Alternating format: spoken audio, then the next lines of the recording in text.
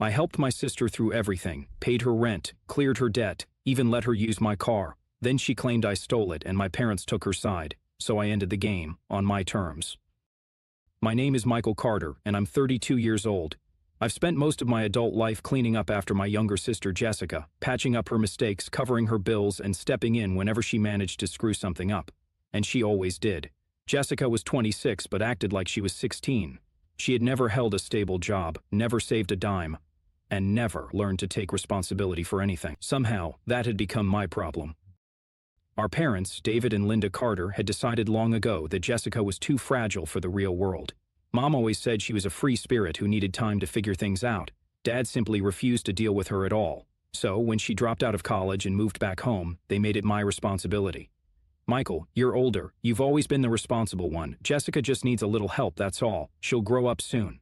That little help turned into years of financial drain. I paid her rent when she couldn't make it. I covered her credit card debt when she maxed it out on clothes and weekend trips. I paid her car insurance because she forgot. Each time I told myself, she's my sister, she'll get it together eventually. She never did. And this time, she had gone too far. It started with a text, short and casual, as if she hadn't done anything wrong. Jessica wrote, "Hey, took your car for a weekend trip. You weren't using it anyway, right?" I stared at my phone, the words not fully processing. My car. The one I worked overtime for, the one I made monthly payments on. I called her immediately, my heart pounding. "What do you mean you took my car?" I asked, my voice tight. Jessica sighed, like I was the one being difficult. "Relax, Mike. It's just for the weekend. We're going up to the cabin, remember? I never said you could take my car. You weren't even home. What's the big deal?" I clenched my jaw. "The big deal is that it's not yours." But before I could argue, she had already hung up. At that moment, I should have gone straight to my parents, but I knew what they'd say. "Michael, it's just a car. She's your sister. Why are you always so selfish? It's not like she stole it. She's borrowing it." I let it go. I shouldn't have. The next call came at 2 in the morning, waking me from a deep sleep. Jessica was sobbing. "Mike, I got into an accident." I sat up so fast my head spun. "Are you okay?" I think so, but the car," she inhaled sharply. "It's totaled." I barely heard the rest of what she said. Everything blurred. "My car, my responsibility." She kept talking, her voice trembling. "Mike, I need you to come here. The cops. They're being so unfair. Just tell them it's all fine, okay?" She wanted me to cover for her again. I took a slow breath, fingers tightening around my phone. "No," I said. "I won't." Silence. Then an angry scoff. "Are you serious, Michael? I'm your sister." "I know," I said, my voice steady. "And that's the problem." Jessica went silent for a second, probably in shock that I had actually refused her. Then, just as I expected, the screaming started. "Are you kidding me, Michael?" she shrieked. "Are you really going to let your own sister deal with this alone after everything?" Oh, I knew exactly what she meant by everything. Everything meant the years of bailing her out. Everything meant paying off her debts. Everything meant cleaning up the wreckage of every bad decision she had ever made. And yet somehow, I was the bad guy. I took a deep breath, gripping the phone. "You stole my car, Jess. You crashed it, and now instead of owning up to it, you want me to take the blame. Do you even hear yourself?" She let out a bitter laugh. "Oh, come on, Michael, it's just money. You can afford it. I'm the one who's hurt." Oh, there it was, the Jessica special, twisting the story, making herself the victim. I could already hear what she'd tell our parents. "Michael doesn't care about his own sister. I was in an accident and he just abandoned me." And, knowing them, they'd believe her. "I don't care anymore," I said. "Call Mom and Dad. Maybe they'll finally take some responsibility for you. I'm done." And then I hung up. The next morning, I woke up to exactly what I expected, my parents blowing up my phone. Mom texted, "Michael, what's wrong with you? Your sister could have died." Dad wrote, "We raised you better than this. You need to step up and help your family." Mom again, "The hospital bill is huge, Michael. She's your sister." I stared at the messages, feeling something I hadn't felt before. Not guilt, not frustration, just exhaustion. I ignored the texts. I ignored the missed calls. I ignored all of it until my dad showed up at my apartment. I opened the door, and there he stood, arms crossed, face tight with anger. "Get dressed," he ordered. "We're going to the hospital now." I almost laughed. "No, we're not." Dad's eyes narrowed. "Michael, you're acting like a selfish brat. Your sister needs you." I folded my arms. "You mean she needs my money?" He didn't even flinch. "She's family, Michael. You don't just turn your back on family." I let out a slow breath. Funny how that only applies when it's me giving and Jessica taking. Dad's jaw tightened. "You're making this harder than it needs to be." No, Dad, you made this harder than it needed to be when you decided that Jessica's life was my responsibility instead of yours. She's your daughter. Why don't you pay for her medical bills? We don't have that kind of money, he snapped. Ah, there it was, the real reason I was standing here having this conversation. I tilted my head. But I do, right? That's what this is about. It's always about money with you people. Dad's face turned red. Michael, this is your last chance. Either you help or you're out of this family. I laughed, a real, genuine laugh. Out of this family? I repeated. Dad, I was never in it. I was just the emergency cash fund you all guilted into keeping the house running. Good luck with Jessica, I said, looking him dead in the eyes. Because I'm done. And with that, I shut the door in his face. 2 days of silence. Not a single call, not a single text. I should have felt relieved. I was finally free. No more last-minute transfers to Jessica's account, no more guilt trips from Mom, no more Michael, be a good brother. But something felt off. Jessica wasn't the type to go down quietly. And then, on the third day, my world exploded. It was 7 in the morning when I heard the banging at my front door. Not knocking, banging.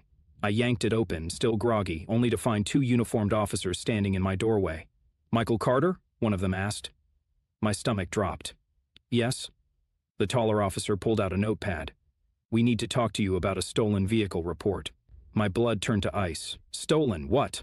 The officer's face remained unreadable. Your sister, Jessica Carter, is claiming that you stole her car, crashed it, and abandoned her at the scene. For a second, I actually laughed. Excuse me, my car, the one I paid for, the one she took without asking. The officer didn't react. Do you have proof of ownership? I stared at him.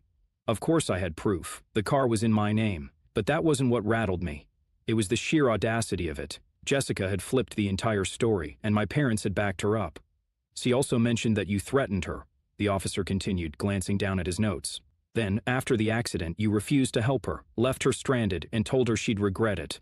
My hands clenched into fists. That's a complete lie, the officer glanced at his partner. Then you won't mind coming down to the station to clear things up? I could barely breathe.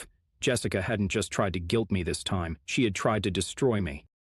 At the police station, I was led into a small, cold room. The fluorescent lights hummed, the metal chair was uncomfortable, and I could feel my heart hammering in my chest. A different officer sat across from me, a file in his hands. Michael, let's start from the beginning, he said.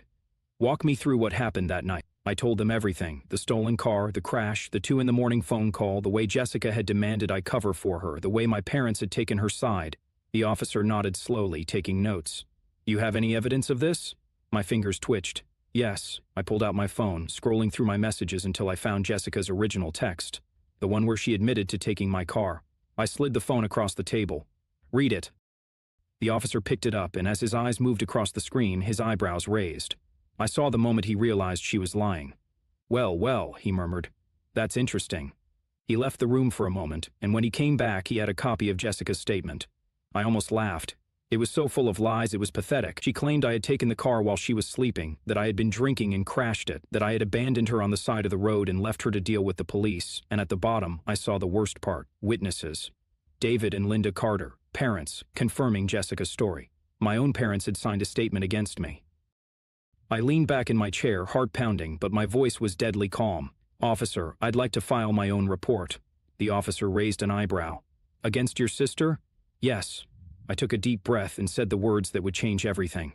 Jessica Carter stole my vehicle. I never gave her permission. I want to press charges.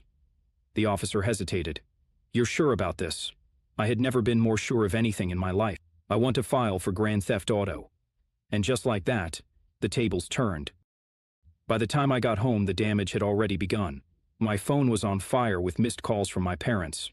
Mom, Michael, what did you do? Dad. Drop this now. You're ruining Jessica's life. Mom again. She's your sister. Family forgives. And then, finally, one last message from Jessica herself. You're dead to me. Stared at the screen, my heart pounding. Then I smiled. For the first time in my life, I finally felt free.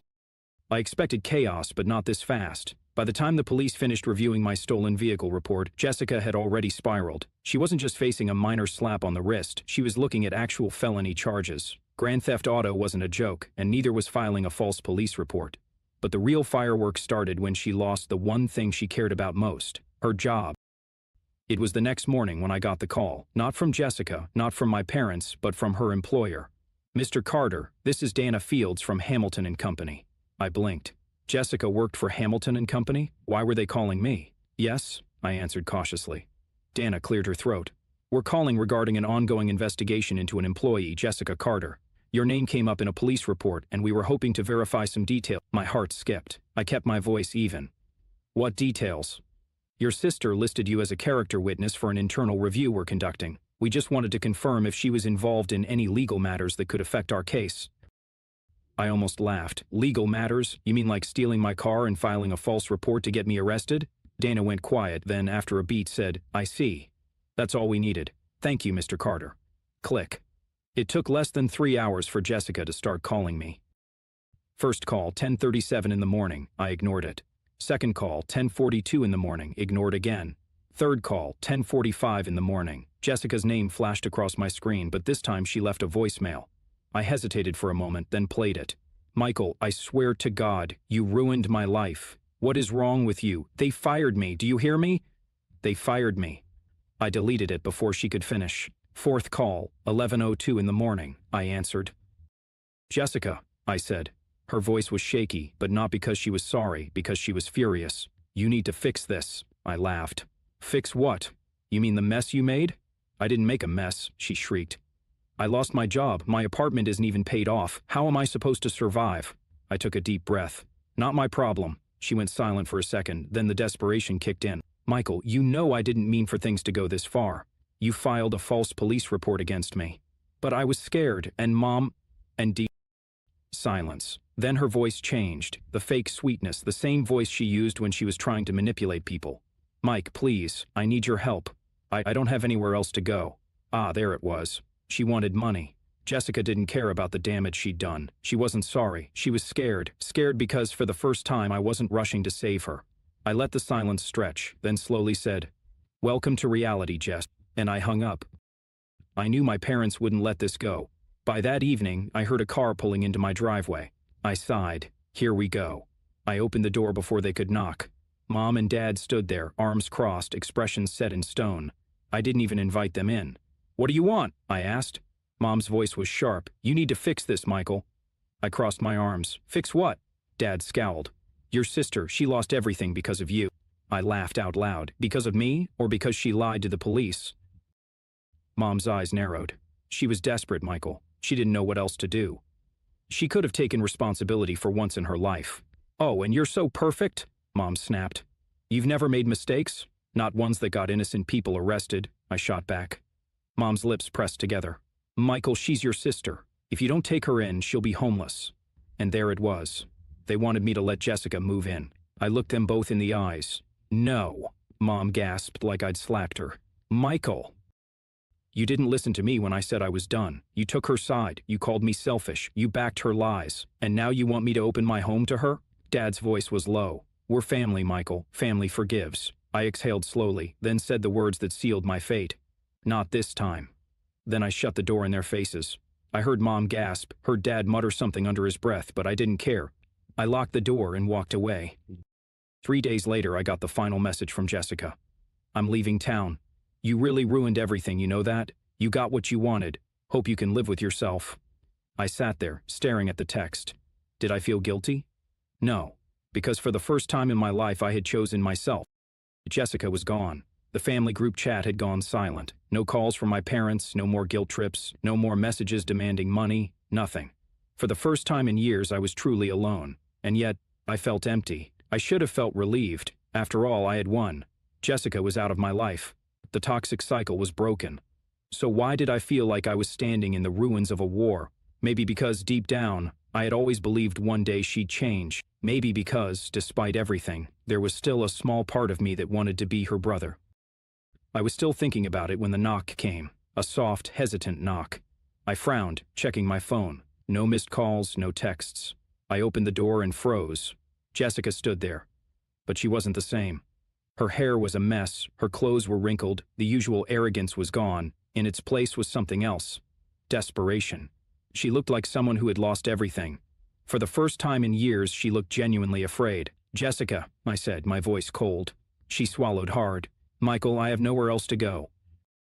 For a moment, I just stared at her. Years of resentment, anger, and exhaustion boiled beneath my skin. All the nights I spent working overtime to cover her bills, all the times she called me selfish while taking my money, all the times Mom and Dad said, "Be a good brother," and now she was here, begging. "Michael, please," she whispered. My jaw tightened. "You tried to get me arrested, Jess." She flinched. "I know," I exhaled slowly. "You expect me to just forget that?" Jessica looked down. "I don't expect anything. I have nothing left." I studied her. She wasn't lying. Her job was gone, her apartment evicted, her friends nowhere to be seen. For the first time, Jessica was truly alone. She let out a shaky breath. "I don't need money. I don't need a place to stay. She hesitated, her voice cracking. "I just need my brother back." And there it was. Not a demand, not a manipulation, just the raw truth. For the first time since this all started, she looked like my little sister again. And that scared me more than anything, because deep down I knew this was the moment I had to choose. I took a slow breath. All my life I had been the safety net, the one who cleaned up the mess, and I knew that if I let her back in, even just this once, nothing would ever change. Jessica needed to fall. She needed to hit rock bottom, because as long as she had someone to catch her, she would never learn. She must have seen the decision on my face because her eyes filled with panic. "Michael, don't do this." "She swear I'll change. I'll prove it to you. Just give me a chance." I exhaled sharply. "I gave you 100 chances." Her face twisted. "You're my brother. You're supposed to help me." There it was, that same entitlement, that same expectation that I would always be there. My hands clenched into fists. "And what about you, Jess? What have you ever done for me?" She blinked. "What? I mean it. What have you ever done for me?" I stepped closer. "You took my car, you destroyed it, you tried to have me arrested, you lied to our parents, and now, when you have nowhere else to go, you show up and expect me to forgive you?" Her lips trembled. "Maiken, I thought we were family." I stared at her for a long moment, then quietly said, "A family doesn't do what you did to me." She inhaled sharply, as if I had just slapped her. I shook my head. "I hope you figure things out, Jess. I really do. But I can't be in your life anymore." Her breath hitched. "Michael, please." "Goodbye, Jess." And for the last time, I shut the door. 2 months later, I moved to a new city, started a new job, and began a new life. No calls from my parents, no messages from Jessica. And you know what? I didn't miss them. Because, for the first time, I was living for me. Some nights, I still thought about her, wondered if she was okay. But then I'd remember all the years I spent sacrificing myself for someone who never appreciated it, and I'd remind myself that this was the only way she'd ever learn. I wasn't angry anymore. I wasn't bitter. I was just free. And I never looked back. I cut off my toxic sister and family. Here's how it ended. Hey everyone, it's been a while. A lot of you asked for an update after I cut my sister off, so here it is. Short version. Jessica is gone, my parents aren't speaking to me, and I've never felt better. But wow, the reactions to my story have been wild. Some of you fully supported my decision, while others think I'm a cold-hearted monster. So let's talk about it. To those who supported me, I truly appreciate all the encouragement. So many of you shared your own stories about cutting off toxic family members, and it really helped me feel less alone. Setting boundaries is never easy, especially when you're raised to believe that family means sacrifice. But at some point you have to ask yourself, sacrifice for who, and at what cost? Jessica had years to change. She had every opportunity to take responsibility for her actions, but instead she doubled down, lied, and tried to destroy my life.